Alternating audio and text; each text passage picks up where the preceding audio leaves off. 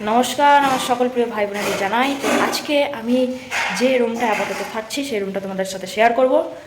তো আর তার সাথে আজকে আরও একটা রান্না, স্পেশাল রান্না। আজকেটাও একদম নিরামিষ। তোমাদের যাদের যাদের মতে পেঁয়াজ আমিষ, তো আজকের রান্নায় পেঁয়াজ বিশেষ ইউজ হবে না। তবে একটা রান্না পেঁয়াজ ছাড়া ভালো লাগে না আমার, সেটাতে আবার পেঁয়াজ ইউজ হবে। তো চলো আগে তোমাদেরকে রুমটা দেখাই, তারপরে আস্তে আস্তে তখন রান্না শুরু হবে। তো এটা হচ্ছে এন্ট্রি। চলো এন্ট্রি করা যাক রুমে। এই যে এটা আপাতত আমার পড়ার টেবিল ছিল আগে, ঠিক আছে। আপাতত এটা ডাইনিং টেবিল, মানে খাবার টেবিল হিসাবে ইউজ করা হচ্ছে। আর এদিকে রয়েছে তোমার একটা মিরর। আচ্ছা, আর এই দিকটায় রয়েছে মানে এই এন্ট্রির পাশেই রয়েছে তোমার পড়ার টেবিল, ঠিক আছে। তো এখানে যেহেতু এখন পড়াশোনা আমাদের স্টার্ট হয়নি, তো এটা এখন চার্জের টেবিল হিসাবে ইউজ করা হয়। এখানটায় রেখেছি আমার বাড়িতে থাকা সেই মডিউলার ড্রয়ারটি। তোমরা দেখেছো কিনা জানি না, আমার মনে হয় আমি শেয়ার করিনি। আর এদিকে রয়েছে ফ্রিজ, রেফ্রিজারেটর, ঠিক আছে। আচ্ছা, আর এদিকে একটা তোমার এরকম তাক টাইপের করা আছে, ঠিক আছে। তো এখানে প্রয়োজনীয় জিনিসপত্র, জামা কাপড়, আমাদের মামের সমস্ত যা জিনিসপত্র ছিল এখানেই সব কিছু রাখা হয়েছে এবং এনাফ এটা আমাদের মামের জন্য। আর এই যে এখানটা এইটা দেখছো, এখানে আমার আপাতত যে সমস্ত আমি বই পড়তাম সেগুলো আমি নিয়ে এসেছি। আপাতত এগুলো এখানে রাখা হয়েছে এবং এখানে আমি বই রাখবো। আর এদিকে রয়েছে আমাদের সেই খাট, যেটা তোমরা দেখেছিলে যে গাড়ির মধ্যে চাপানো ছিল। আর আমার ঠাকুরগুলো, যেগুলো আমি ভিডিওর মাধ্যমে বলেছিলাম, এই রুমটা জায়গাটা খুব ছোট, যার জন্য দেওয়ালে কোথাও রাখবার সেরকম প্লেস ছিল না। তো তাই সেইগুলোকে, ঠাকুরগুলোকে আমাদেরকে এখানে রাখতে হয়েছে। তো দেখে নাও কেমন কি সাজানো হয়েছে ফ্ল্যাশটা।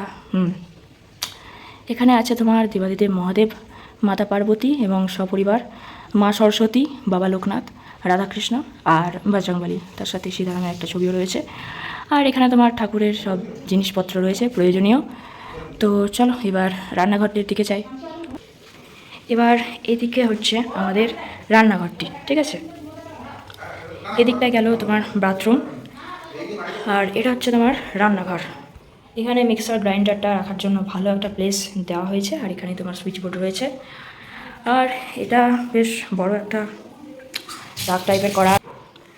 আর এটা তোমার স্ল্যাব রান্নার গ্যাস ট্যাস রয়েছে। এই হচ্ছে আমার এখন নতুন অ্যাড্রেস, যদিও আমি এখানে কিছু বলিনি অ্যাড্রেস বিশেষ, তবে এটা কলকাতা, ঠিক আছে, এটুকু জেনে রাখো আপাতত। আর বিছানাটার এই অবস্থা, তার কারণ আমি আস্তে আস্তে বলছি। সো আজকের স্পেশাল, বলেছিলাম স্পেশাল কিছু একটা থাকছে অবশ্যই। তো আজকের স্পেশাল হচ্ছে, মানে আমি টমেটো সস আনতে ভুলে গেছি, বা অর্ডারও দেওয়া হয়নি অনলাইনে, কিন্তু টমেটো সস ছাড়াই চিলি টোফু হবে। কালকে যে টোফু আনা হয়েছিল সেই টোফু এখনও রয়েছে। তো চলো দেখে নিই কীভাবে তৈরি হয় আমাদের চিলি টোফু, কিন্তু টমেটো সস ছাড়াই।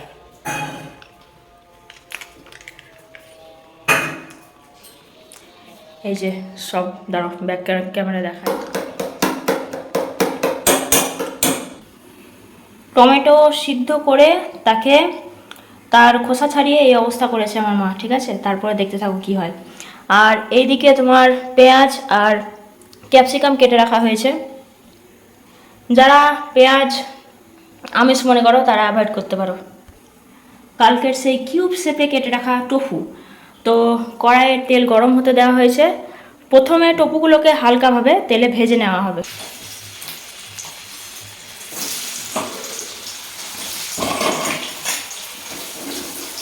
সব টোফুগুলো তেলে দেওয়া কমপ্লিট। আর এই টোফুর সাথে সামান্য পরিমাণে লবণ অ্যাড করা হলো, আর দেওয়া হলো সামান্য পরিমাণে হলুদ।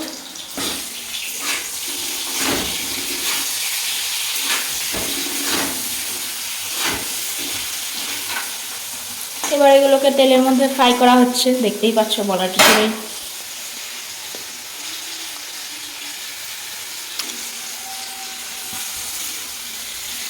আজ কি রান্না করছো?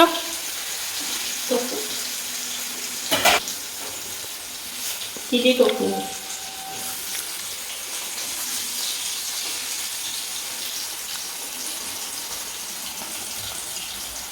ভাজা হয়েছে হালকা, তুলবো। টোফুগুলো হালকা ভেজে নেওয়ার পর তুলে নেওয়া হলো তেল থেকে। এরপরে ওই তেলে দেওয়া হলো সেই কেটে রাখা পেঁয়াজ আর ক্যাপসিকাম।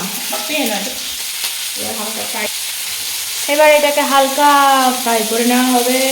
আচ্ছা, এই ভাজাভাজি করার সময় কিন্তু গ্যাসের ফ্লেম একদম লো থাকবে। তো এই দুটো মানে পেঁয়াজ আর ক্যাপসিকাম হালকা ফ্রাই হয়ে গিয়েছে। এবার এখানে অ্যাড করা হচ্ছে আদা আর রসুনের পেস্ট, 2 চামচ মতো অ্যাড করা হলো। তাকে এবার করা হচ্ছে মিক্সিং।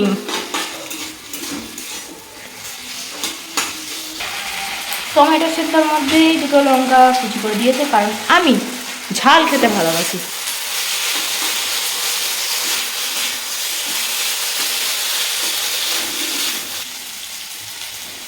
এবার এর মধ্যে অ্যাড করা হলো সেই করে রাখা টমেটো সেদ্ধ আর একটু পরিমাণে জল।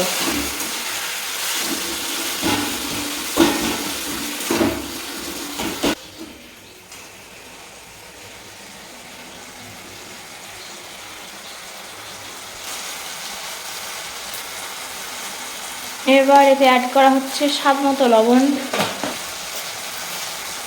আর এতে দেওয়া হবে চিনি সামান্য পরিমাণে, আর অ্যাড করা হবে ভিনিগার।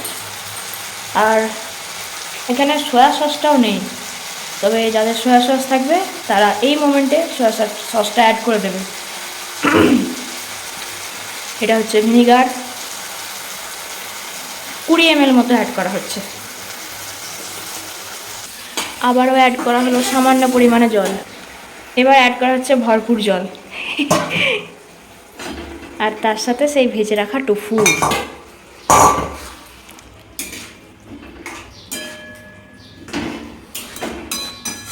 এবার এইগুলোকে হালকা ফুটিয়ে নেওয়া হবে।